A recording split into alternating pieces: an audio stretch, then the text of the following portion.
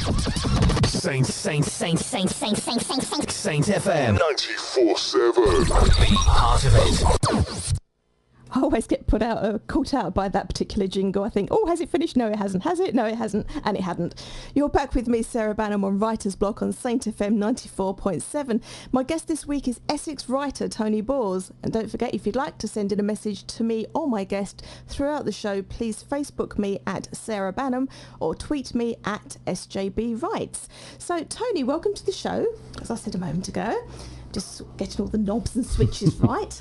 Tell me a little bit about your background and how you came to write your wonderfully gorgeous hardback novel, Fishing with Harry. Well, thank you for that. Background, I trained as a chartered accountant. I'm still a chartered accountant. Probably a retired chartered accountant by now in many ways, but I still have activities. How I came to write the book, I suppose, was because I realised almost probably from the very first moment that I met Harry, the protagonist of the book, he was a very peculiar fellow and entertaining, someone among my sort of catalogue of meetings with remarkable men, it might be said, as Gurdjieff once said. And I'd always thought there's a story in there somewhere, you know, and I'd made various jottings about it and compiled things I'd written, some sort of preliminary chapters on it, going as far back as something which was on fanfold paper on a dot matrix printer, so it'll kind of give you some idea of how long it was in germination, and kind of there it stayed. And I really have to say that after Harry died, I mean, you know, to put that in perspective, you know, if people think he's still around, unfortunately he did die, and I had thought, well, I must get a market for this, you know, it's worth doing. And I proposed it to a wonderful magazine called Waterlog, which specialises in what I like to think was high-class fishing stories, in the sense that, and not all of them are just sort of fishermen, famous fishermen like Chris Yates perhaps, but also people who were well known in the media, people who also fish, Jeremy Paxman, Billy Connolly, and so on, you know. And so some 2 years later, I eventually heard back from them, saying it was really bizarre. You know, I just got an email saying, we have your email address. Could you give us your postal address so we can send you a complimentary copy of the magazine because you're being published? And wow. This is very good. And but it was 2 years later. It was 2 years later, and I was so delighted with it, and eventually some money arrived, which was even nicer. Not a vast amount, I didn't retire on it, but it was very reassuring. And moving a bit forward, you know, tragically, when our son Gideon died in 2008, I decided then and there that because we'd had so much backup from the CRY charity, Cardiac Risk in the Young, that I would bring this book forward and have it as an actual novel. And I sat down and did it, frankly. You know, one hears stories about, oh, do you get up and write? You know, how do you do it? And for me, it was a job to be done in a sense like an accountancy client needed to be attended to. I was very focused on it and thoroughly enjoyed doing it because I was able to call on some of my, I hope, accounting skills in the way that I researched it, in the importance I attached to saying things correctly, and I took a great deal of pride in it and wanted to get it absolutely the very best I could do. You know, it became important, you know, with very large capital letters, to do my very best, and I right way decided that all the royalties would be donated to CRY, and I'm delighted to say that by assiduous editing of Writer and Artist Yearbook, which we're all familiar with, Yeah, and a lot of yellow penciling and a lot of underlining, a lot of tearing and ripping and shredding, I came up with a list, and it was a relatively short list because, you know, if you look through it and say who publishes fishing, you find, I don't know, but I narrowed it down to that, and I was absolutely staggered to find that the wonderful publisher Merlin Unwin of whom the Merlin, that is his name actually, Merlin Unwin, he's a scion of the George Allen Unwin stable, and I got a reply saying that we like the look of it, and we like your proposal and the first few chapters, love to read the rest.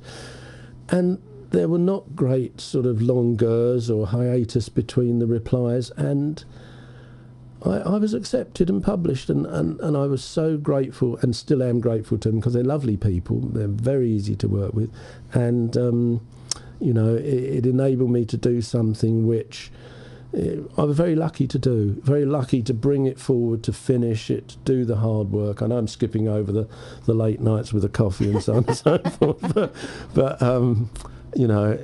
to find that it was accepted with reasonable ease was a great reward for me, I have to say. Just going back a little bit, you said that you're an accountant, and obviously you've written this book. Do you find using both sides of your brain exhausting? I don't know. I've been reading recently about this sort of debate about sides of the brain, and there seems to be a further debate by people using ones. You could go on and on. I think that the great benefit of it is that I've always had, for better for worse, not a photographic memory, but a very good memory, and it's been a curse and a blessing. I mean, sometimes I've tried to go to sleep and thought, that balance sheet, I'm not too sure.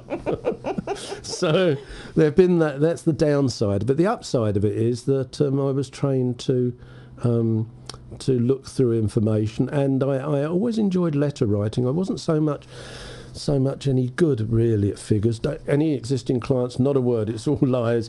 Oops.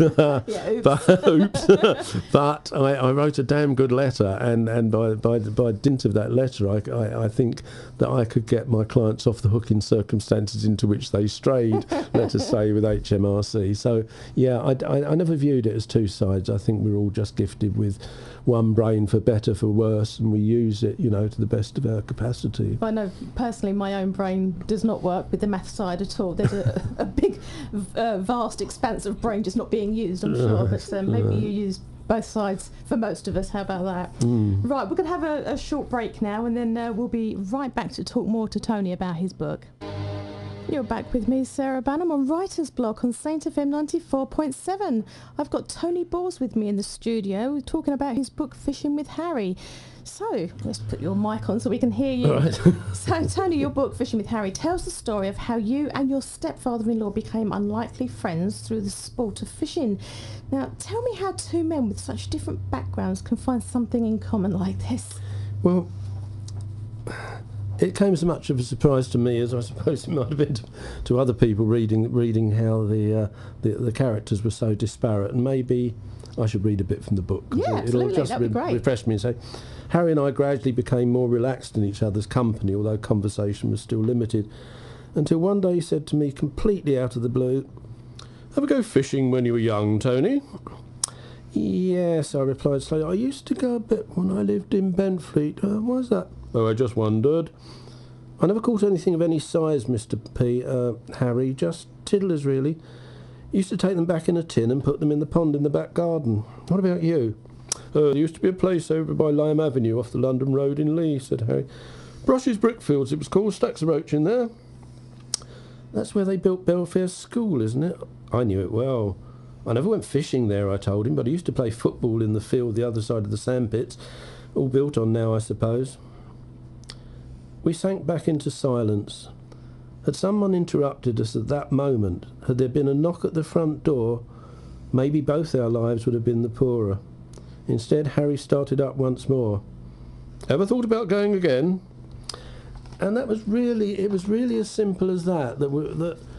He was a stiff man from ex-army background, city background, full of some very ripe language, I have to say, which is in the book, and which I have been forewarned I'm not allowed to say on air, so I shan't. But the publishers, bless them, were kind enough to leave it all in. There's nothing excised out of there.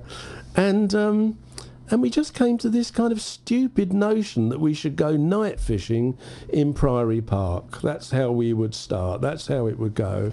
And so because he had been in the army and all this, I thought, right, he'll be the lad, you know, he'll guide me, we'll know what to do. I'd never been night fishing in my life. My eyesight wasn't that good. And we ended up going. And within a very short space of time, and this was out of season, you know, there still is a fishing season, closure between March the 14th and June the 16th. We didn't think about that at all. We ducked under the road, Victoria Road in Southend, worked our way under the bridge with all this tackle, and I didn't really know what I was doing. I thought, well, you're the man who knows. And it dawned on me that he actually didn't know. He was the most incompetent man on God's earth. He knew absolutely nothing about it. And I was in his company. And more than that, he sort of kowtowed to me very early on without sort of giving anything away as to our relationship. He was obviously my stepfather-in-law, and he took all that very seriously. But any time I made a suggestion to him, his absolute normal response was, might as well, Baws, got nothing to lose. And I thought, you're not actually contributing to my decision-making process, and that was really the beginning of it. It had no rationale except for the fact that I thought he knew more than I did, and he was sort of bluffing, basically. Very well said. Very well done. Just before we came on air, you said that a lot of the places you visited were around the Malden area. Absolutely, yeah. Tell us a little bit about that. Well, when we began, I had a Lambretta scooter. It was our only mode of transport. I mean, we both lived fairly close, within walking distance of Priory Park, but we fished there for the whole of one closed season and never caught a ruddy thing apart from the one 4-pound carp that I caught to begin with, the very first venture. And so I thought, well, we ought to cast our net further afield, and I had a Lambretta. And I'm not a big chap, I'm sort of 5'9" in built-up shoes, and Harry was 6 foot something, 16 stone, and fairly robust. So I used to strap the rods on, and we used to go all around here. We fished the Chelmer, we fished the Chelmer Blackwater Navigation, we fished at Southminster Pits and Billericay. So all of this area is very well known, and we'd set off in this Lambretta, come hell or high water, and how we kept upright was a miracle. The only time we lost it was at Bicknaker, when I decided to go across the village green instead of to the right or the left, and I just shot across the little bit of green there, and we ended up in a ditch, pouring rain, soaking wet. Harry got out, he picked up a packet of fags from his pocket, days when I used to smoke as well, and he offered me this bent wet cigarette. Smoke, Baws. The throttle was wide open, the thing was roaring, and he was totally unfazed. So as much as I say he was incompetent, what he did have was a great degree of savoir-faire, I would say, or sang-froid, whichever in the French expressions, but it took a lot to disturb him, let's put it that way. Excellent. That sounds like a character. When I read the beginning of the book, you said that he's a high-class salesman of high-class biscuits and selling those biscuits to places like Harrods. Yeah. Did you ever taste those biscuits? I did indeed, and they were remarkably good. I don't think I'll be putting in a plug, because I don't think the company exists anymore, but there's a firm called Symbol Biscuits, Symbol, and they were very, very good, and they had very good quality ingredients. The chocolate was superb, so yes, You've won me over straight. Well, if you can still get hold of them. And as well as supplying Harrods, he supplied the officers' mess at Chelsea Barracks, and most of the major goods stores, I suppose, were the places that he called on. I mean, when it says in the blurb, biscuit salesman, it was at a time when people who had come out of the army, those trades of high-class salesmen still existed across a range of things, and he was very scathing as time went by. He said, taste something sort of, I won't say that because they still are in business, but say a Commodore Garden biscuit, say, terrible old tack, he said, they don't make any biscuits anymore. So Oh. he was a bit of a connoisseur in the biscuit trade. So, despite being a well-turned-out man in his day job, as you said earlier, his language was rather ripe. How did you get around that? I mean, did you just accept it? I did. I mean, I was not at all a foul-mouthed myself, although my mother was very good at swearing. She was very very competent at swearing. But I thought we ought to go along with it, and in fact, it became a sort of another link in our relationship, that we could sort of outswear each other. But I have to say, to this day, I've never heard anybody swear quite, and he could keep up long chains of it without ever repeating himself, which I thought was quite remarkable. Quite a skill, actually. Yeah, it's quite a skill. Must keep that one in mind. You've headed each chapter with a famous verse. Did you choose these, or how did that come about? I was thinking about that. I don't know that the quotations guided the chapters, or the other way about. I think that what happened was that I had a chapter in mind, and I hunted around for something. Sometimes it was a sort of serendipity, and I've got quite a collection. Fortunately, I suppose, I have a tradition where, in addition to the Oxford Book of Quotations and so on and so forth, I have Talmudic references and so on, sayings of the fathers, to go by from my Jewish tradition. So there was a lot there to sort of fall back on. But I thought I wanted to do something that was apposite with each chapter heading, and added to it, and gave people a bit of a pause for thought, so that when they read the chapter, they'd come back and say, oh yes, that kind of links in, I understand why that's said. Some of them were song lyrics and all manner of things that I thought, well, this is apposite, Yeah, and there's some sketches in there too, isn't there? That just adds to it as well. Yeah, sketches, Susie, sketches, not illustrations. Sorry. Sketches. Goodness me, I do apologise. Susie is in the studio with us as well, and giving me daggers right now. No, not at all. No, they are ink drawings. So yeah. But I was just going to say, before we go to the break, what does your wife Susie think of the book? Well, if you can pass the microphone over, we'll find out. I'll pass it. We'll find out from her.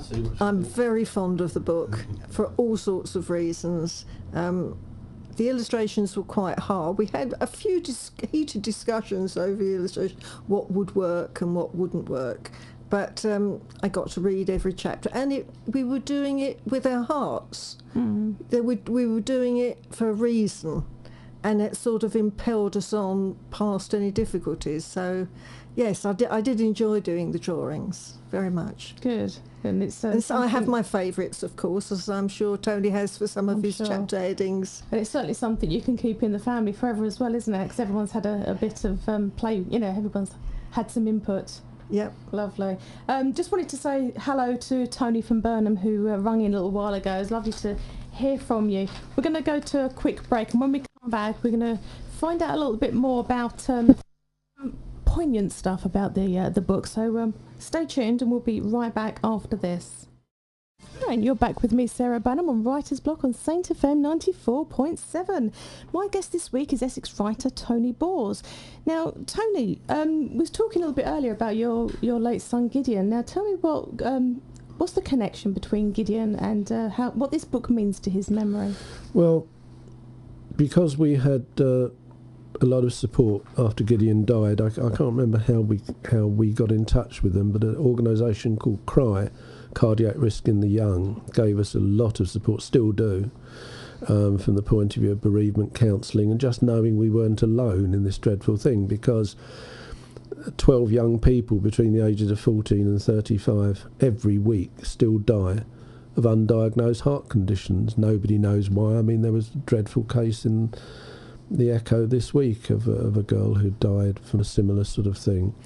And as well, obviously, as Harry was very fond of Gideon. I mean, Harry eventually sort of came around to that grudging role of being a step-grandparent, I suppose you'd call it. And he was very fond of Gideon, there's no two ways.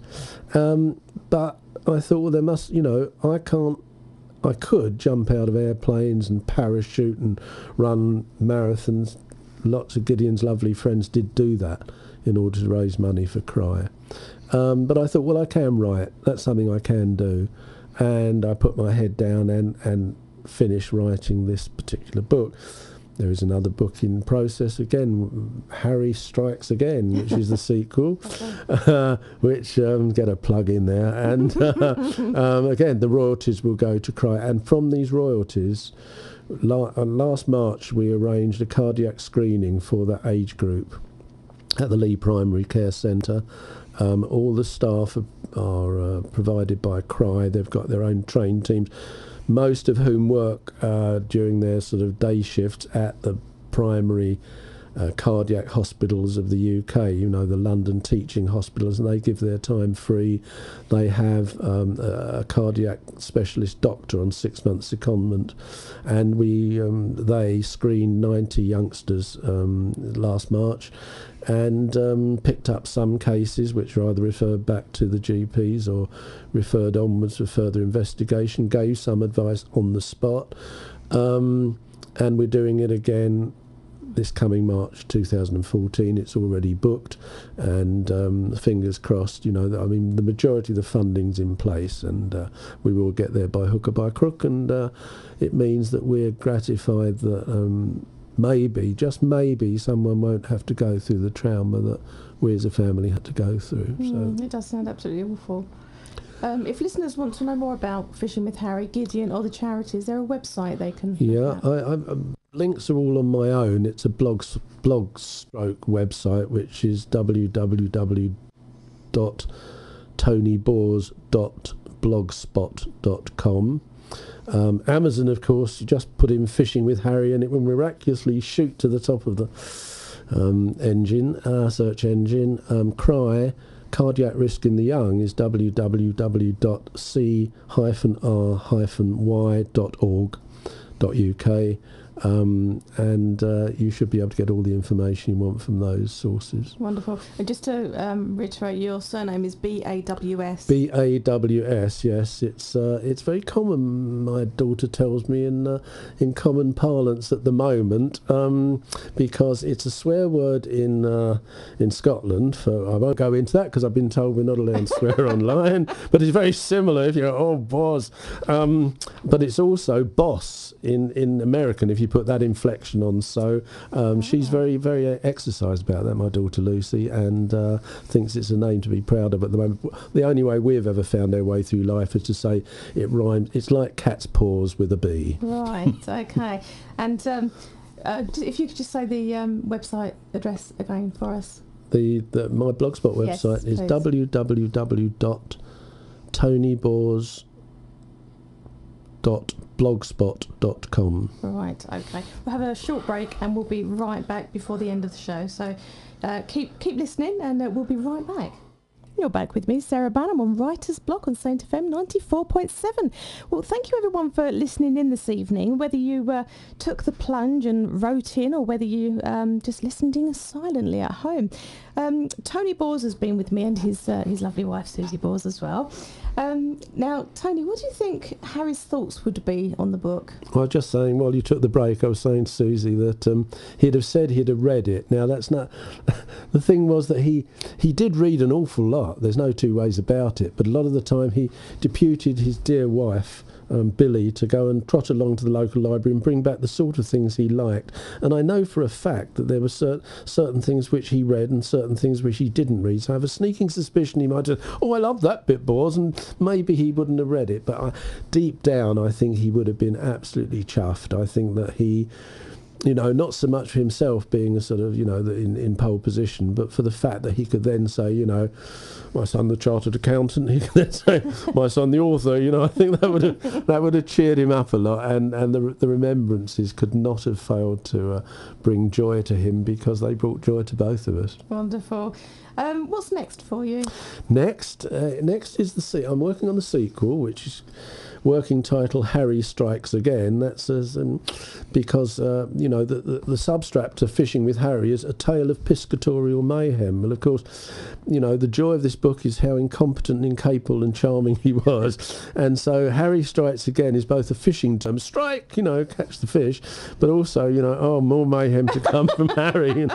So I'm happy with that one. I'm also writing a book about my the time that I spent in the rock music business in the 70s, maybe jointly with an American author. We're working on that because I acted for a lot of the management of the big rock groups. Maybe they've been forgotten now, but sort of Pink Floyd, Procol Harum, so on, Mark Bolan, and lastly, but by no means least, Susie and I are hoping to jolly up a children's book called The Gull and the Robin, from my experiences when I was warden over at Two Tree Island Nature Reserve, the number of gulls I rescued and how we nursed them back to full health. And I've just got this little notion about a robin who visited our garden about the time Gideon died and meant an awful lot to us, and we still love robins dearly. If I could be born again, I'd be a gull. You know, what's not to like? 70 years, you can fly, you can swim, you can eat anything, and nobody hates you, you know. So I thought it was pretty good. So we've got plenty in the pipeline. Certainly have. Well, thank you ever so much for coming on the show, both of you, this evening. You're welcome. Thanks for having us. You're very welcome. I hope you come along again when you've got one of the other books published. And I come look along forward to it. I've been very grateful. Thank you. Wonderful. No problem at all. This just leaves me time to say I'll leave you in the warm and capable hands of Lou B in the Jukebox Diner. I'll see you next week. We'll have another exciting guest on, so stay tuned for Writer's Block next week on Tuesday night from 7 p.m. See you later.